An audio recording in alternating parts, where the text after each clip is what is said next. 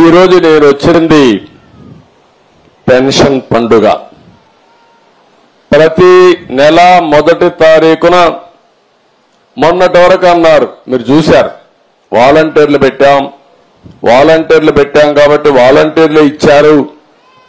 ఎన్నికల్లో వాలంటీర్లు వద్దని చెప్పి ఎన్నికల కమిషన్ ఆదేశాలు ఇస్తే ఈ ముసలవాళ్ళని పంచాయతీ ఆఫీసుకి తిప్పి 33 మందిని ఆ రోజు ప్రభుత్వం చంపేసే పరిస్థితికి వచ్చింది. మంచి ఎండలు మే నెలలో ఎండల్లో తిప్పి దిక్కుదలిన పరిస్థితిలో ఏప్రిల్ మేలో 33 మంది చనిపోయారు. మేము ఆ రోజు పోరాడాం, అయినా కూడా ఏం లేదు. ఈరోజు గ్రామ సచివాలయం ఉంది, 1,20,000 మంది ఉన్నారు. 1,20,000 మందిని ఉపయోగించుకుంటే 40-50 పెన్షన్లు ఇస్తే అయిపోతాయి. ఈ రోజు అందుకనే ఆ పట్టుదలతోనే గ్రామ సచివాలయ సిబ్బందితో ఒకే రోజు రాష్ట్రంలో అందరికీ పెన్షన్ ఇచ్చే కార్యక్రమానికి శ్రీకారం చుట్టారు. ఎందుకు జరగదో చూపించాలని.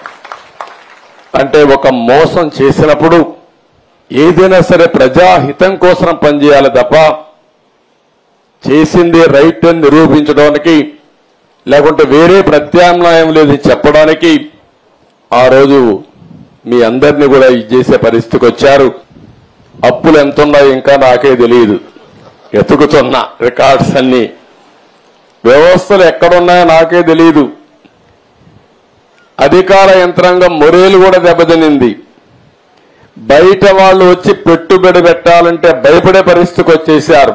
మళ్లీ ఈ దుర్మార్గుడు వస్తే ఏమవుతుందని భయపడిపోయే పరిస్థితికి వచ్చారు. అంటే ఇవన్నీ కూడా ఒక రాష్ట్రం యొక్క బ్రాండ్ కూడా దెబ్బతినింది. ఎంతో మంది ముఖ్యమంత్రులు చూశాను నేను. చాలా మంది వచ్చారు, చాలా మంది ఓడిపోయారు, చాలా మంది వెళ్లారు. కానీ ఒక వ్యక్తి ముఖ్యమంత్రిగా పనికిరాడు, అలాంటి వ్యక్తి వచ్చాడని 5 ఏళ్లు నిరూపించిన ఏకైక వ్యక్తి మొన్నటి వరకు నా పేరు కూడా నేను చెప్పకూడదు, కానీ అలాంటి వ్యక్తి తను. అంటే ఇప్పుడు నేను నిరూపించాలి ఎలాంటి వ్యక్తులు ముఖ్యమంత్రిగా ఉండాలో, దానికి ఆదర్శంగా నేను నిరూపించాల్సిన బాధ్యత నా పైన ఉంది. ఇప్పుడు ఈ 2 కాంట్రడిక్షన్. మొన్నటి వరకు మీరు చూస్తే పరదాలు కట్టేసేవాళ్ళు, ఎక్కడ పోయినా పరదాలు. ఎక్కడన్నా ఒక మురికి కాలం ఉంటే మురికి కాలం కూడా పరదా కట్టేసేవాడు కనపడకుండా. దాస్తే దాగుతుందా? మురికి వాసన రాకుండా ఉంటుందా అని అడుగుతున్నా మిమ్మల్ని. సమస్యలు పరిష్కారం చేయడానికి ప్రభుత్వాలు ఉండాలనే గాని సమస్యల్ని దాచిపెట్టి మనసును చంపుకొని బ్రతకడం లేకుంటే ఇంకొక విధంగా చేయడం కరెక్ట్ కాదని చెప్పి కూడా నేను మీకు తెలియజేస్తున్నా.